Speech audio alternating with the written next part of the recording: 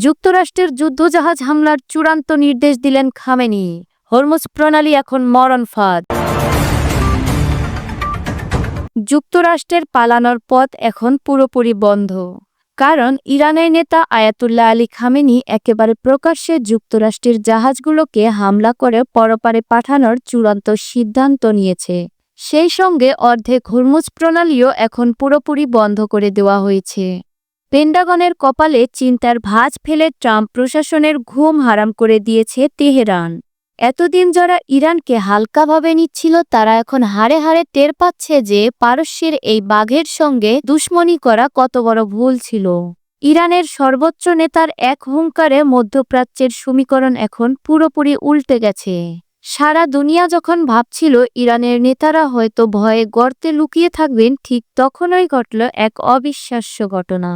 সত্যিকারের নেতারা যে দেশের বিপদের দিনে বাংকারে পালান না, বরং বুক চিতিয়ে সামনে আসেন আয়াতুল্লাহ আলী খামেনি, সেটাই দেখালেন।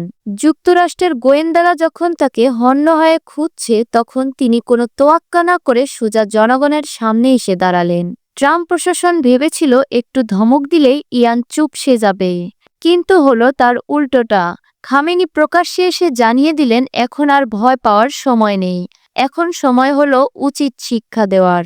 CNN এর খবরে বলা হচ্ছে খামেনির এই সাহসিকতা দেখে হোয়াইট হাউজের কর্মকর্তাদের চক্ষু চড়ক গাছ। ইরান যে যুক্তরাষ্ট্রের চোখ রাঙানিকে আর একটু আমলে নিচ্ছে না, সেটা তাদের হাবভাবেই পরিষ্কার। খামেনি তার বাহিনীকে সোজা বলে দিয়েছে যুক্তরাষ্ট্রের কোনো দাদাগিরি আর সহ্য করা হবে না। যারা আমাদের দিকে চোখ তুলে তাকাবে তাদের চোখ উপড়ে ফেলার প্রস্তুতি এখন চূড়ান্ত। ইরানের এই মারমুখী আচরণ দেখে যুক্তরাষ্ট্রের বড় বড় সমরবিদরাও এখন হিমড়ি খাচ্ছেন। যুক্তরাষ্ট্র বুঝতেই পারছে না যেই দেশকে তারা দুর্বল ভেবেছিল সেই দেশ হঠাৎ করে এত সাহস কোথায় পেল। পরিস্থিতি সামাল দিতে যুক্তরাষ্ট্র তড়িঘড়ি করে তাদের বিশাল এয়ারক্রাফট ক্যারিয়ার আর ডেস্ট্রয়ার জাহাজগুলো সাগরে ভাসিয়েছিল।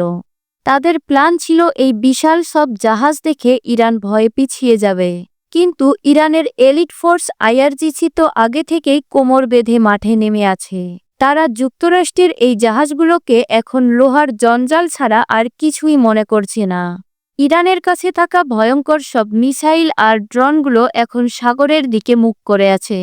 BBC তাদের এক রিপোর্টে বলেছে যুক্তরাষ্ট্রের এই $1 বিলিয়ন জাহাজগুলো এখন তাদের নিজেদের গলার কাটা হয়ে দাঁড়িয়েছে। কারণ ইরান স্পষ্ট জানিয়েছে এই জাহাজগুলো যদি একটুও বাড়াবাড়ি করে তবে সেগুলোকে সাগরের তলায় পার্মানেন্ট ঠিকানা করে দেওয়া হবে। ইরানের মিসাইলগুলো এমন জায়গায় লুকানো আছে যে যুক্তরাষ্ট্রের রাডারগুলো সেগুলোকে ধরতেই পারছে না। মানে ট্রাম্প প্রশাসন বুঝতেই পারছে না যে তারা আসলে গভীর গোপন ফাঁদে পা দিয়েছে। সাগরের বুকে ভাসমান এই বিশাল জাহাজগুলো এখন ইরানের টার্গেট প্র্যাকটিসের বস্তু হয়ে দাঁড়িয়েছে। পেন্টাগনের জেনারেলরা এখন ভয়ে তটস্থ, কারণ তারা জানে ইরানের একটা মিসাইল যদি ঠিকঠাক মতো লাগে তবে যুক্তরাষ্ট্রের অহংকার নিমিষেই ধুলায় মিশে যাবে। এদিকে এই উত্তেজনার মধ্যেই সবাই তাকিয়েছিল জেনেভার দিকে। সেখানে যুক্তরাষ্ট্র আর ইরানের মধ্যে পরমাণু নিয়ে একটা বৈঠক ছিল। সবাই ভেবেছিল হয়তো কথার মারপ্যাচে কোনো সমাধান আসবে, কিন্তু খবরে জানা গেল সেই বৈঠক ছিল আসলে মস্ত বড় ফ্লট। যুক্তরাষ্ট্র সেখানে গিয়েছিল নিজেদের মাতবরি খাটাতে। তারা চেয়েছিল ইরানকে দিয়ে জোর করে কাগজে সই করাতে, যাতে ইরান তাদের মিসাইল বানানো বন্ধ করে। কিন্তু ইরানের প্রতিনিধিরা যুক্তরাষ্ট্রের মুখের উপরেই সোজা না করে দিয়েছে। তারা জানিয়ে দিয়েছে আমাদের দেশে নিরাপত্তার ব্যাপারে আমরা কারো হুকুম মানব না। যুক্তরাষ্ট্র ভেবেছিল নিষেধাজ্ঞার ভয় দেখালে কাজ হবে, কিন্তু ইরান তাদের পাত্তাই দেয়নি। উল্টো ইরান জানিয়েছে তারা তাদের প্রক্সি বাহিনী বা মিসাইল প্রজেক্ট কোনোভাবেই বন্ধ করবে না।